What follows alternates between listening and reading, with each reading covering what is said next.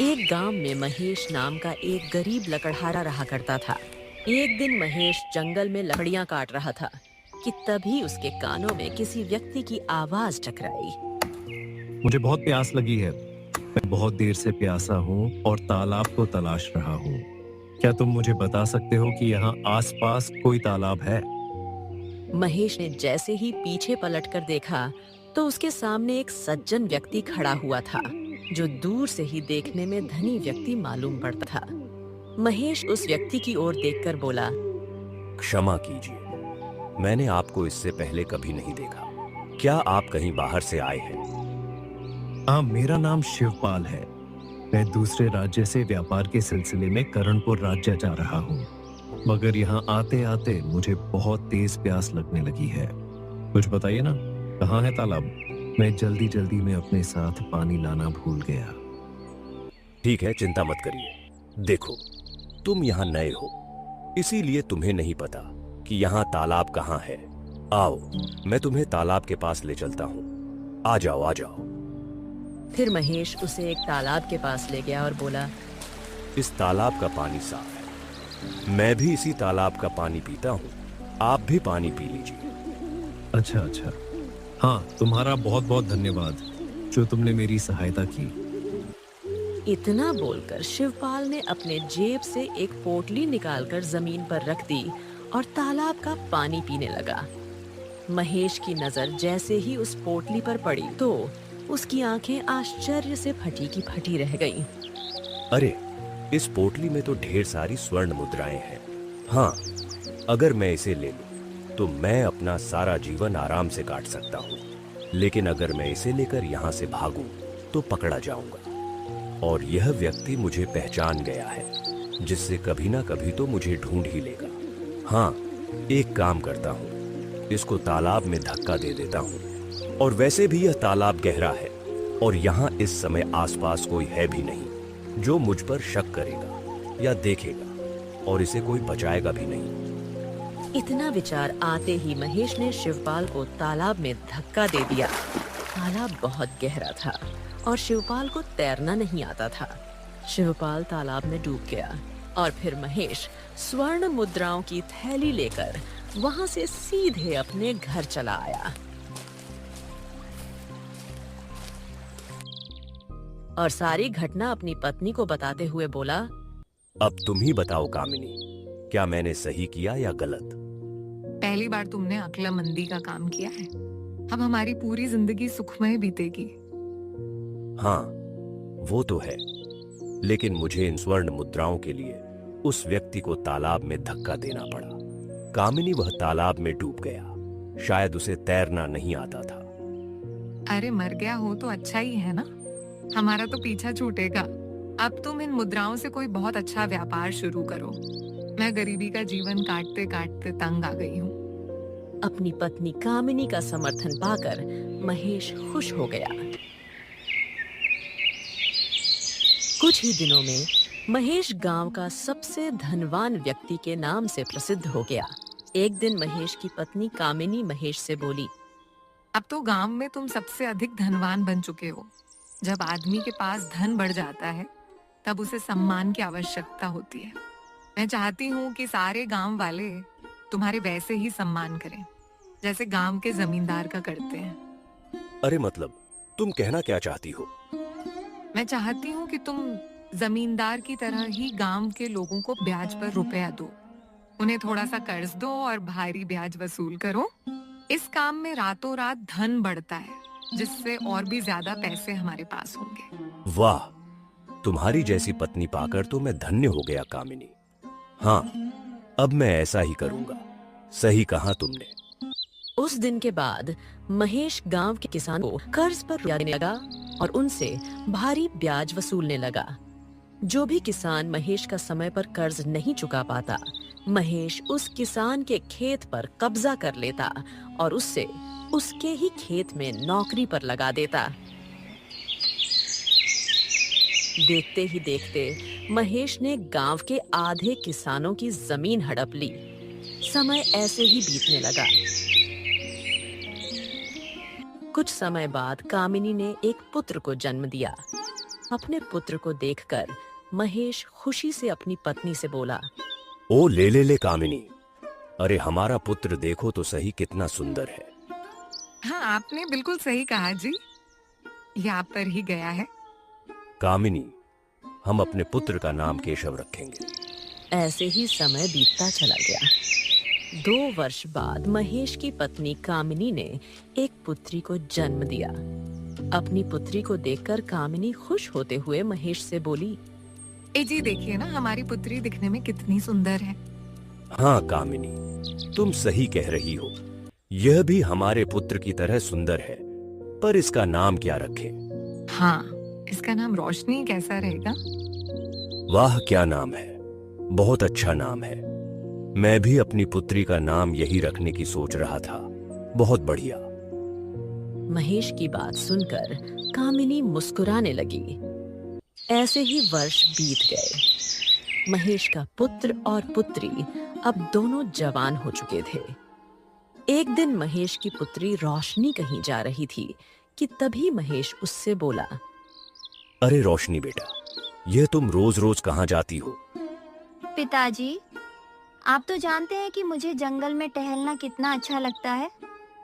वहाँ पर कितना अच्छा माहौल होता है। हाँ ठीक है, लेकिन बेटा जंगल में थोड़ा सावधानी से टहला करो, क्योंकि जंगल में जंगली जानवर भी घूमते हैं। मुझे डर है कि कहीं कोई जंगली जानवर तुम्हें नुकसान न पहुंचा दे। आप चिंता मत कीजिए पिताजी, मैं केवल जंगल की सीमा तक जाती हूँ, ज्यादा अंदर नहीं जाती। इतना बोलकर रोशनी घर से बाहर निकल गई और जंगल में एक पेड़ के नीचे बैठ गई। तभी उसने देखा कि एक सुंदर युवक जमीन पर पड़ा दर्द से करा रहा था और उसके बगल में एक सुंदर घोड़ा खड़ा था। रोशनी तुरंत उस युवक के पास जाकर बोली, कौन हो तुम? मैंने पहले तो तुम्हें इस जंगल में कभी नहीं देखा और ना ही अपने गांव में। मेरा नाम कमल है। मैं दूसरे राज्य में रहता हूँ और घोड़े से टहलते टहलते यहाँ तक आया था कि अचानक ही मेरा घोड़ा बीदक गया और मुझे गिरा दिया। क्या तुम मुझे हाथ पकड़कर उठा सकते हो? क्या है ना कि मेरी कमर में बहुत दर्द हो रहा है। जब घोड़े की सवारी करनी नहीं आती तो फिर घोड़े की सवारी क्यों करते हो? इतना कहकर रोशनी ने कमल का हाथ पकड़कर उठा लिया। कमल मुस्कुराते हुए रोशनी से बोला, वैसे तुम कौन हो और इस जंगल में क्या कर रही हो? मेरा नाम रोशनी है। मैं यहीं पास के गांव में रहती हूँ। मुझे भी जंगल में टहलना बहुत अच्छा लगता है। वाह, लेकिन तुम एक लड़की हो और लड़कियों को अकेले जंगल में नहीं टहलना चाहिए। अगर किसी दिन कोई जंगली जानवर यहाँ आ गया तो कभी सोचा है कि वह तुम्हारा क्या हाल करेगा? मुझे अपनी सुरक्षा करनी आती है। तुम अपने बारे में सोचो। अगर मैं यहाँ न आती तो तुम जमीन पर ही पड़े रहते, और अगर उस समय कोई जंगली जानवर आ जाता तो अब तक तुम उसके पेट में होते। रोशनी की बात सुनकर कमल जोर जोर से हंसने लगा। उस दिन के बाद कमल रोज रोशनी से मिलने के लिए जंगल आने लगा। कुछ ही दिनों में मुलाकात कब प्रेम में बदल गया, दोनों को पता ही नहीं चला। रोशनी रोज कमल से मिलने के लिए जंगल में एक पेड़ के पास चली जाती। एक दिन रोशनी का भाई केशव अपनी माँ से बोला, माँ, रोशनी रोज सुबह सुबह जंगल जाती है और पिताजी भी उसको रोकने की बजाय उसको और बढ़ावा दे रहे हैं। ये ठीक नहीं है माँ, अब वह बड़ी हो चुकी है। तुम सही कहते हो केशव, मैं तो तुम्हारे पिताजी को समझा समझा कर तंग आ गई हूँ, मगर तुम तो जानते ही हो कि वह रोशनी से कितना प्रेम करते हैं। आज मैं पता लगाकर ही रहूंगा कि आखिर रोशनी जंगल में क्या करने जाती है। इतना कहकर केशव जंगल की ओर चला गया और रोशनी को ढूंढने लगा। तभी उसकी नजर उस पेड़ के पास पड़ी। केशव ने देखा कि रोशनी किसी लड़के के साथ बातें कर रही थी। केशव क्रोधित होता हुआ अपने घर आ गया। कुछ ही देर बाद जब रोशनी घर आई तो केशव गुस्से में बोला, क्यों? आखिर तुम जंगल में किस युवक से बातें कर रही थी? बोलो, कौन था वो? बोलो। अपने भाई की बात सुनकर रोशनी घबराते हुए बोली। उसका नाम कमल है भैया। वह एक व्यापारी है। वह मुझसे प्रेम करता है और मैं भी उससे प्रेम करती हूँ। ओह, बकवास बंद करो रोशनी। आज के बाद तुम उस युवक से कभी नहीं मिलोगी। आज के बाद से तुम्हारा जंगल जाना बंद। बस बहुत हो गया। लेकिन भैया, मैं उससे विवाह करना चाहती हूँ। बस, इससे आगे एक शब्द भी अगर तुमने कहा ना तो मैं तुम्हारा मुंह तोड़ दूंगा।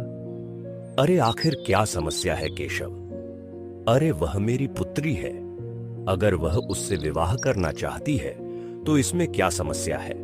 और वैसे भी रोशनी बता रही है कि वह एक व्यापारी है।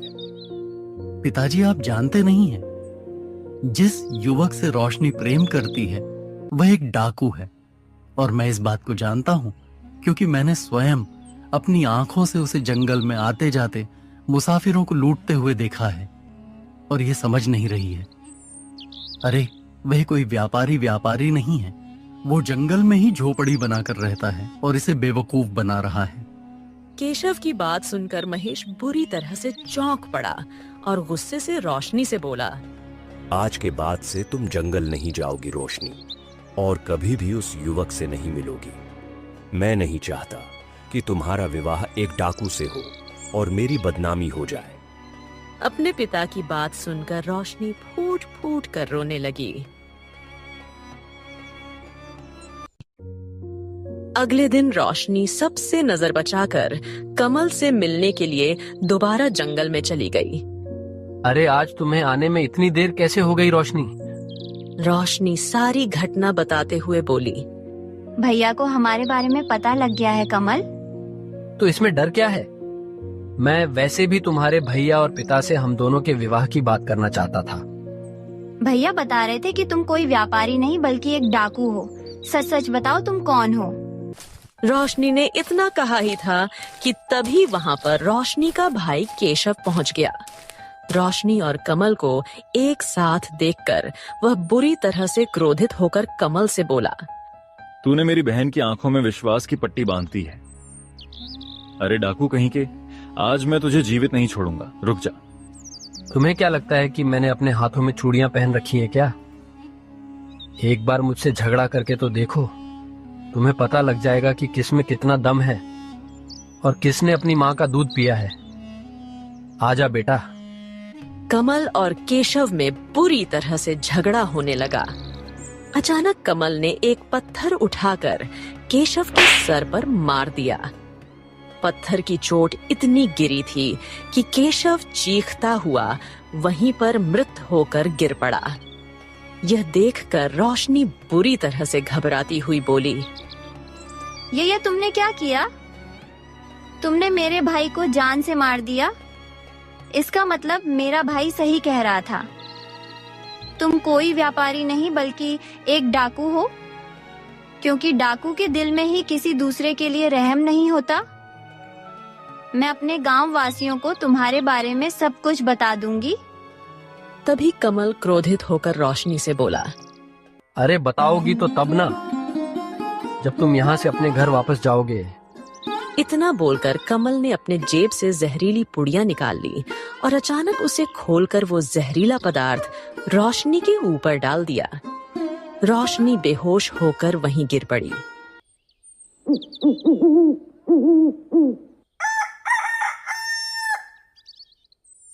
इधर सुबह तक केशव और रोशनी जब घर वापस नहीं आए तो महेश और कामिनी का दिल किसी अनहोनी आशंका से धड़कने लगा। सुबह हो गई, ना तो केशव घर पर आया और ना रोशनी। पता नहीं दोनों कहाँ होंगे। कहीं कुछ हो तो नहीं गया उन्हें जंगल में? हाँ, तुम सही कहती हो। मैं उन्हें ढूंढने के लिए जा रहा हूँ। तभी वहां पर कमल आ जाता है। कमल को शंकाएं नजरों से देखता हुआ महेश बोला। कौन हो तुम? पहले तुम्हें यह कभी नहीं देखा। मैं वही हूँ जिसे तुम्हारी बेटी प्रेम करती है। कमल की बात सुनकर महेश बुरी तरह से क्रोधित हो उठा। अच्छा, तो तुम हो? तो तुम यहाँ तो आ गए हो, लेकिन अब यहाँ से वापस नहीं जाओगे। मैं अभी गांव वालों को यहाँ पर बुलाता हूँ और तुम्हारी सच्चाई बताता हूँ। गांव वालों को बुलाने से पहले जरा मेरी एक बात कान खोलकर सुन लो। देखो, मैंने तुम्हारे पुत्र केशव को जान से मार दिया और तुम्हारी पुत्री रोशनी वह भी मेरे कब्जे में है। कुछ कह रहे थे गांव वालों को बुलाने की बात। सुनो, अगर तुमने यह बात गांव वालों को बताई तो तुम्हारी पुत्री रोशनी भी मारी जाएगी, क्योंकि केवल मैं जानता हूं कि वह कहां पर है। क्या चाहते हो? समझे? बोलो। कमल की बात। अच्छा तो सुनो, मुझे 1 लाख स्वर्ण मुद्राएं चाहिए। 1 लाख स्वर्ण मुद्राएं, समझे? और ये सारी स्वर्ण मुद्राएं लेकर जंगल में तालाब के किनारे आ जाओ और वहीं से अपने पुत्री को ले जाओ। बस बात खत्म। क्या? यह तो बहुत बड़ी रकम है। इतनी बड़ी रकम को हासिल करने के लिए मुझे अपनी सारी संपत्ति बेचनी पड़ेगी। ओ ऐसा क्या? तो फिर जल्दी से अपनी सारी संपत्ति बेच दो। मैं तुम्हारा जंगल में तालाब के किनारे इंतजार करूंगा। रोशनी से प्यार हो तो आंखें ले जाना, नहीं तो मैं तो प्यार करता ही हूं उससे। इतना बोलकर कमल मुस्कुराते हुए वहां से चला गया। महेश के पास अपनी संपत्ति बेचने के अलावा और कोई रास्ता नहीं था। महेश ने अपनी सारी संपत्ति गांव के जमींदार और बाकी सारे लोगों को बेचकर 1 लाख स्वर्ण मुद्राएं एकत्रित कर ली। इस काम में महेश को 1 हफ्ते का समय लग गया।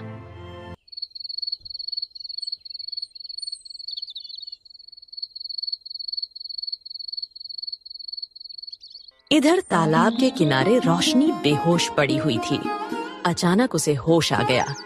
जैसे ही वह उठकर खड़ी हुई तो लड़खड़ाती हुई गिर पड़ी। उसने देखा कि कमल उसे मुस्कुराते हुए देख रहा था। मुझे यहाँ से जाने दो, मुझे बहुत तेज प्यास लगी है, जाने दो मुझे। तुम जानती हो कि तुम्हें तेज प्यास क्यों लगी है? क्योंकि तुम 1 हफ्ते से यहाँ पर बेहोश हो, लेकिन मैं तुम्हें पीने को कुछ भी नहीं दूंगा। मुझे थोड़ा सा पानी पिला दो, प्यास के मारे मेरा बुरा हाल हो रखा है। अगर मुझे पानी नहीं मिला तो मैं मर जाऊंगी। ओ मेरे प्यारी रोशनी, तुम मर जाओ ना, मुझे कोई फर्क नहीं पड़ता तुम्हारे मरने और जीने से। कमल ने इतना कहा ही था कि रोशनी ने अपनी आंखें बंद कर ली। रोशनी को मृत होता देख कमल अपने आप से बोला, अरे यह तो सच में मर गई। हाँ, अगर इसके पिता को पता लग गया कि उसकी पुत्री मर चुकी है तो वह मुझे 1 लाख स्वर्ण मुद्राएं नहीं देगा। कमल ने इतना कहा ही था कि तभी महेश 1 लाख स्वर्ण मुद्राओं की पोटली लेकर वहां आ पहुंचा और अपनी पुत्री को देखकर महेश रोता हुआ कमल से बोला, ये क्या हो गया? ये क्या हो गया मेरी बेटी को? मेरी बेटी को क्या हो गया? चुप चुप, कुछ भी नहीं हुआ तुम्हारी बेटी को। बस भूख और प्यास की वजह से बेहोश हो गई है। लाओ वह 1 लाख स्वर्ण मुद्राएं मुझे दे दो, लाओ। तुम कितने नीच हो, कोई इतना बेरहम कैसे हो सकता है? इतने दिनों से मेरी बेटी को भूखा प्यासा रखा। अरे कितने कठोर इंसान हो तुम। कमल ने महेश की बात का कोई जवाब नहीं दिया, पर उसने बड़ी फुर्ती से महेश से स्वर्ण मुद्राओं की थैली छीन ली और वहां से फरार हो गया। महेश अपनी पुत्री को उठाने लगा। उठो बेटा, रोशनी मेरे बच्चे। मगर रोशनी ने कोई जवाब नहीं दिया। महेश ने जैसे ही रोशनी का हाथ पकड़ा तो पूरी तरह से कांपने लगा। रोशनी मर चुकी थी। तभी महेश की नजर सामने झाड़ियों पर पड़ी। महेश ने देखा कि झाड़ियों में उसका पुत्र केशव की लाश पड़ी हुई थी। अपने सामने अपने बेटे और बेटी की लाश देखकर महेश रोते हुए बोला, ये क्या हो गया भगवान? हे भगवान, आखिरकार मुझे कौन से कर्मों की सजा मिली है? तुम्हारे दोनों बच्चों ने तुम्हारे ही कर्मों की सजा पाई है। यह सुनकर महेश बुरी तरह से चौंक पड़ा। उसने जैसे ही पलट कर देखा तो उसने देखा कि उसके पीछे एक साधु खड़ा हुआ था। साधु रहस्यमय अंदाज में महेश की ओर देखकर बोला, यह सब तुम्हारे ही कारण हुआ है। तुम जानते हो वर्षों पहले तुमने शिवपाल नाम के व्यक्ति को तालाब में धक्का देकर उसकी सारी स्वर्ण मुद्राएं छीन ली थी। कमल उसी शिवपाल की संतान है। क्या? या ये आप क्या कह रहे हैं?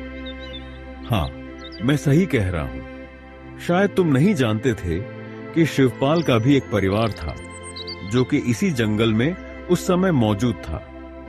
उसके परिवार में एक पुत्र और एक पुत्री थी। तुमने शिवपाल को तालाब में धक्का दे दिया। शिवपाल तैरना नहीं जानता था। तैरने ना जानने के अभाव में वह बेचारा बेमौत मारा गया। उसके दोनों बच्चे अनाथ हो गए और जंगल में भटकने लगे। उसकी एक पुत्री को शेर खा गया।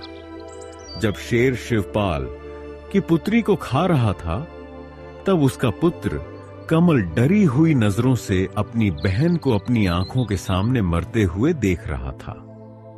वह बेचारा डरते हुए जंगल के अंदर इधर उधर भाग रहा था। अपनी जान बचाने के लिए जहां पर उसे कुछ डाकुओं ने पकड़ लिया, उसकी परवरिश डाकुओं ने की। डाकुओं की परवरिश के कारण कमल भी एक डाकू बन गया। मगर समय का खेल देखो।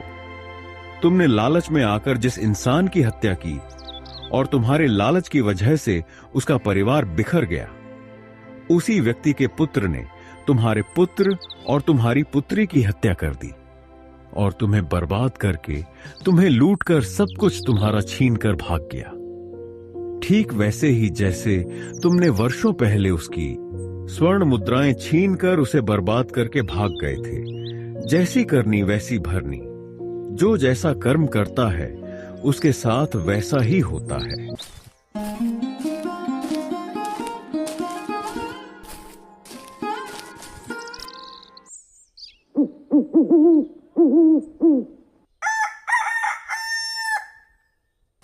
उसके बाद महेश को अपने आप पर बहुत पछतावा होता है। उसको समझ आ गया था कि बुरे कर्मों का फल बुरा ही होता है। तो दोस्तों, कैसी लगी आपको ये कहानी? कमेंट बॉक्स में जरूर बताना और चैनल को